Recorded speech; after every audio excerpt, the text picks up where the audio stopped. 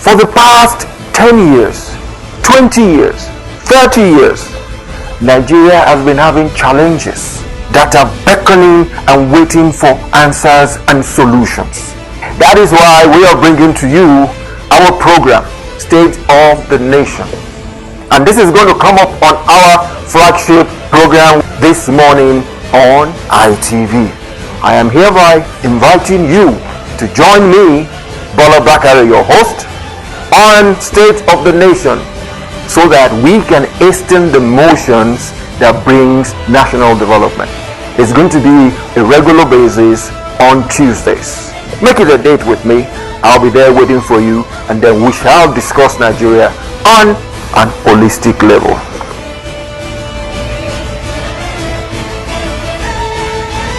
Good morning and welcome to your lofty program, State of the Nation, where we hasten the motions for national development. And like we say, when it comes to national development, we are all involved. You are part of it too. This morning we shall dwell on a factor that is a recurring decimal and which is not good for our education system. What are we talking about here? We are talking about Asuu and the incessant strike actions. It is no good. It does not augur well for us. We say our kids, our youths are leaders of tomorrow, and then we've stalled their education. Our youths are leaders of tomorrow. They are idle. We should think of solutions, and we think Asuu should do some more listening, some better negotiations so that Nigeria can move forward education-wise. Little wonder, the caption for this morning is Solutions for Asuu, that solutions Asuu should imbibe. Let me give you a brief about Asuu. Asuu as a union was put together in the 80s. 86 thereabout. Until date, Asuu has had close on 16, 17 strikes. If you put that in perspective, it means every other year there is a strike. If you think about that, it's a bad disruption of our education system. But be that as it may, we need to listen to all parties concerned before we now sit back and make up our minds about what is really going on. Like I normally say, ITV as a station will give you the ideas, table all materials from our research, and all we want you to do is to sit back and form an opinion. We don't spoon feed you, no. We give you the ideas, we give you the information we've been able to gather, and then you make up your own minds about what the situation should be and then the best way around it. Because there's one thing we know, we are all in this together. Inasmuch as you have a kid or a son or a daughter in the university, we are all in this together. Even when you aspire that your son or daughter in secondary school who has taken the JAMB or UTME and waiting for university admission, we are all in this together. Right after I've given you that lowdown about Asuu, its formation, and how many strikes they've given to us, how much they've disrupted our education system, I would like you to ride along with me in terms of the demands they've been making for the past year. I'll give you briefs about them. Lately, they've made demands that they had agreements signed way back in 2009 that the federal government did not make to pass. I would like to tell you one thing. For every demand that they make, I will give you an insight into what has happened. The demand they made in 2009, and the federal government agreed to it. I will tell you this. The federal government agreed to it based on political expediency.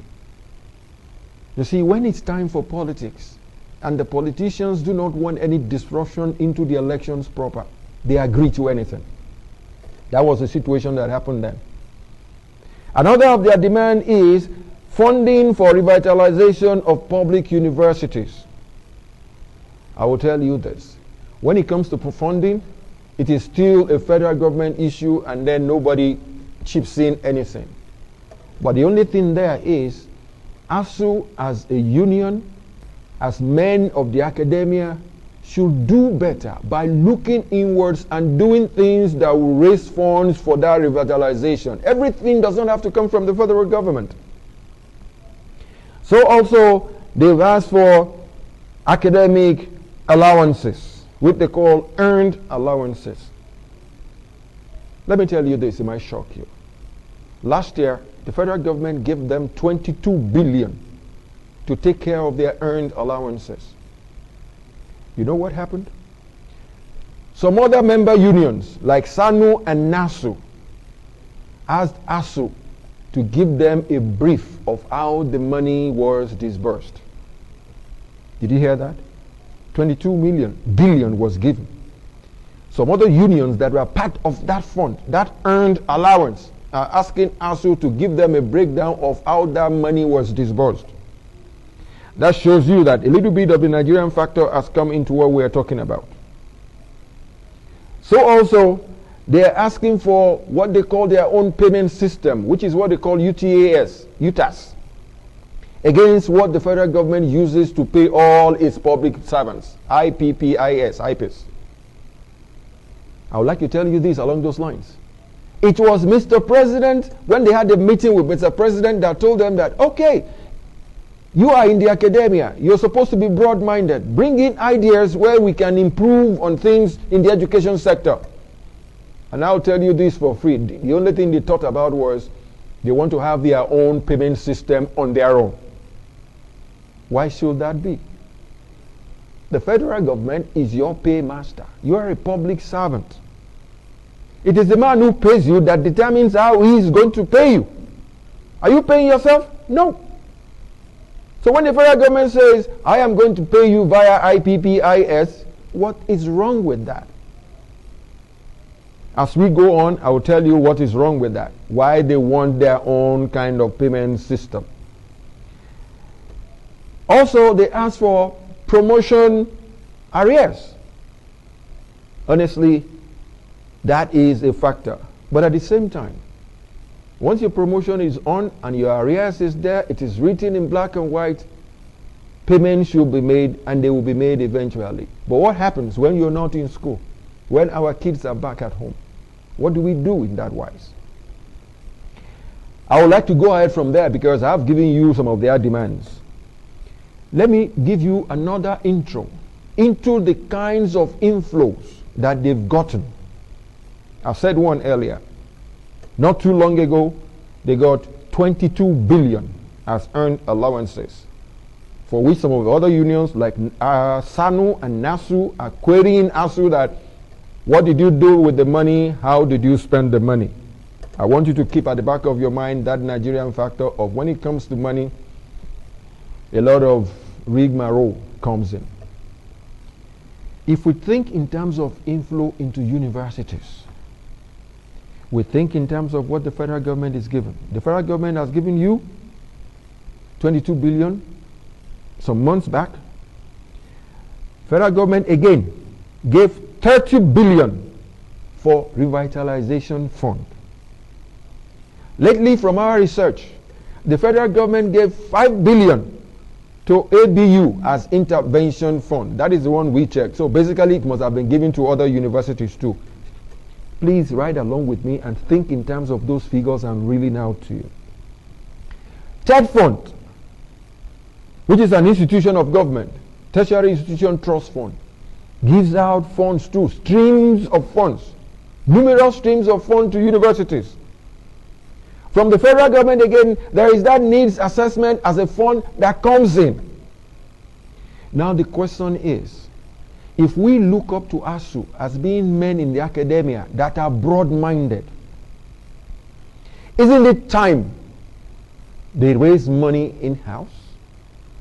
Isn't it time they do IGR? Like they say, nobody, and I repeat, nobody has the prerogative of intellect. Maybe if they are not looking at it, they might as well listen to us this morning. There is no university in Lagos, in Nigeria, short of maybe Unilag in Lagos that is in a cosmopolitan area, so it's about a small size. Most universities are about 2-3 miles square. If you don't know, if you're traveling into Abuja, check the fence of University of Nasarawa. You would drive for 8 kilometers and you'll be seeing the fence. So also are numerous universities in Nigeria with large expanse of land. Let me give this advice to them. Maybe they are not looking at it. All they want is just direct funds that they can disburse to themselves. What are you using these landed properties for? As an advice, you can generate IGR by putting those land spaces to good use. There was a time when they were making serious demands and disrupting negotiations that a minister told them, why don't you guys go into farming? They were mad at him and they said farming was something that was beneath them. On that particular day, I looked at them in the academia that, what do you mean by that? You're supposed to be broad-minded. If you go to Israel, farming is done not necessarily with the soil. All the plants or whatever you're planting needs is nutrients. You don't need the soil. The soil is just to give the tree or the cereal or the plant a firm hold on ground. But you can negate that. All they do out there in Israel, where there is no land, not too much of land really, is they do their farming by supplying the plants with nutrient without soil. To say it in layman's terms, if you see that PVC pipe, the one you use for your waste at home, if you turn it up and you drill holes in it, you can plant in it in as much as you know the nutrients that the plant needs, and you put it in the water therein in that plastic PVC. Can you imagine how much of plants you can have by doing that? Asuu, academia, and the brains of Nigeria, why aren't you thinking along those lines? Those lines are just lying fallow, doing nothing, and you are not thinking in terms of generating IGR. Even when it comes to IGR, why don't you think in terms of PPPs? With private companies, with conglomerates. Let them come to you. Let them use the fresh brains that are going to come out to improve on their companies. They say, no, the Western climes, things are better than we have out here. If you go to Western climes, most of their universities are being funded by grants. And in most cases, most of their funds are from conglomerates, big companies that want things done. Why are we not doing that in Nigeria? Companies are ready to buy ideas that will improve their production and vis-a-vis give them more money. Where do we get the brains and the ideas from? From the universities. They are ready to put their money into universities in as much as they are sure that they are going to tap into the brains that are going to graduate from those universities. Why aren't we doing that? Why aren't we generating brains from the universities that will improve the lot of Nigeria and make Nigeria a better place? From what I have said, Asuu should try and imbibe the element of IGR, internally generated revenue. Think in terms of PPP, going into partnership with companies that they can do things for. I remember years back in Lagos when the professor in Lagos, when we changed, in 1972, we changed our driving from the right to left. A professor in University of Lagos took a car that was manufactured outdoors and changed that car from right to left. Thank God those days we still had about 2-3 companies that were here. We had Volkswagen here in Lagos, we had Pan in Kaduna, and a few others elsewhere. They talked to him how they can do this on a Nigerian level. Those are things we should imbibe. Those are things the academia, with their broad-mindedness, should bring to the table. Not every day sit down and say, we want more money, we want more money. Why can't you generate money? There was a day I was at a forum and we were discussing things, and I tell people, how come these people are doing this to us?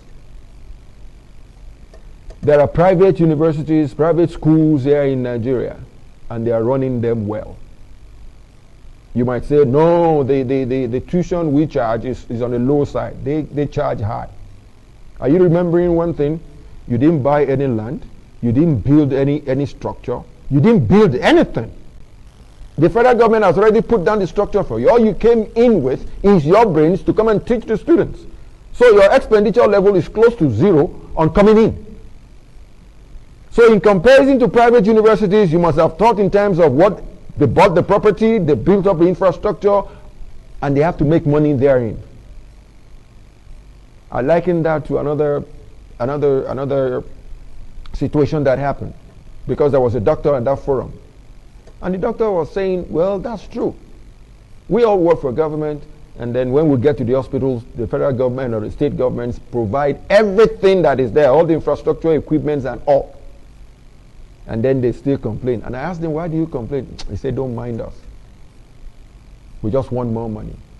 And I asked them, because I've been to his private hospital before, which was a 3-bedroom flat. He pays the rent on the flat, he pays for his nurses, and at the same time he's making money. So what I'm saying is, let's liken that situation to what we have in Asuu. It's high time they look into within their campuses and then be able to generate IGR, go into PPPs, and they should talk less about give us money, give us money, give us money, give us money. It is a known fact that our budget for education is on the low side, 13%, and we have not increased it over the years. In some other climes, not even going too far. In some other African countries, it's between 20 and 26. But the idea is, while you are telling the government to improve on the budget for education, your own funds should not be the major requisition. The requisition should have been, how do we improve this? How do we go ahead from that? And not just give us the fund, we've earned this, we want areas, we want this, we want this, we want that. For God's sake, why don't you generate the funds yourself? Why don't you do something? But at the same time, we need to look at some technicalities here. And which is, as we speak, there is need for sincerity from the government. There is need for sincerity from Asuu. There is need for honesty by all parties concerned. There is need for us to sit back, Asuu, federal government, Ministry of Education, Ministry of Labor and Employment, to sit back and rethink all those positions Asuu posited. Honestly, there is need too for Asuu to look at alumni.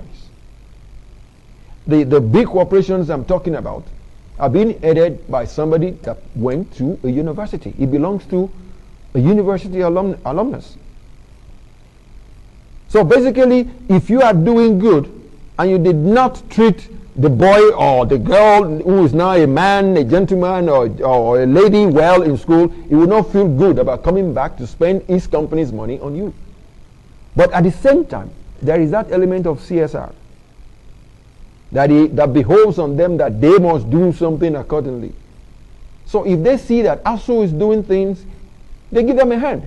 Like the Yoruba parlance say, if a baby doesn't raise its hands and you carry it by force, the baby will cry. So if Asuu should raise the hand that, yeah, we need help, for God's sake, help will come. But like I was reiterating situations of what we all should do, there's also that element of accountability of funds given, for which you will remember what the other unions, SANU and NASU, said to Asuu. Give us an account of how much has been spent. And on the final note, which is not a final note, a second to the final note, we have a National Assembly. We have committees on education. Where are your oversight functions? When was the last time you visited those universities to know what was really happening so that you can affect and effect changes in the budget? That is for you at the National Assembly. Make sure your oversight functions are being carried out accordingly. And on a last note, the last thing I heard from NLC, Nigerian Labour Congress, and all these associates was, Oh, the federal government should make haste and pay them all the requested funds. And I sit back and I'm using this medium to ask them, NLC, have you asked all your staff working in our 4 refineries what they are doing for the past 20 years, for which we never had petrochemicals to use, that gave us things like 4 trillion on subsidy for this year alone? This is a case where people are paid salaries for doing nothing.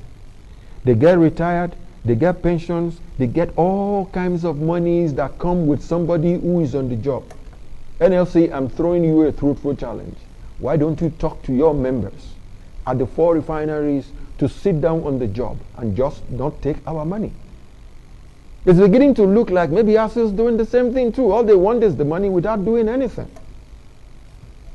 But what I'm saying on the final note is, we are all in this together. We are all parents. We are all guardians. We should do better than this.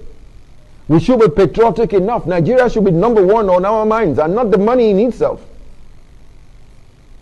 On this note, I would like to say, Asuu, please, please, and please get our children back in school. Whatever negotiations we have with government, it's not a one-day thing. It's a continuous thing. Please let our kids go back to school.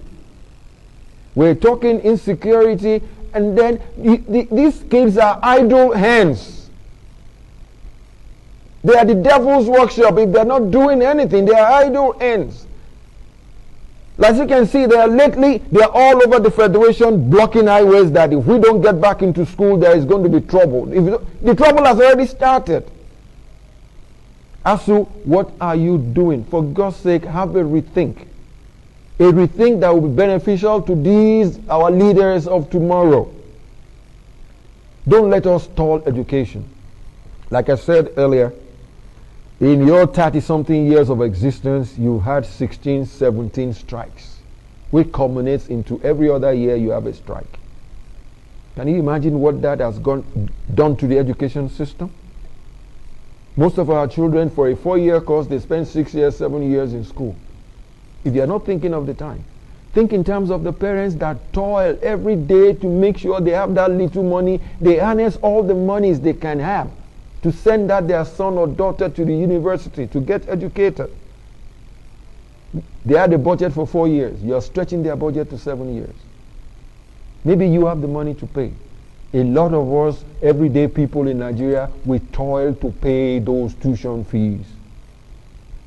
Asuu, please sit back, have a rethink, sit down with the federal government, the Ministry of Education, Ministry of Labor and Employment, and all other ancillary institutions of government, and then for God's sake, go back. Do you want these our kids to shut down the nation before you go back to school?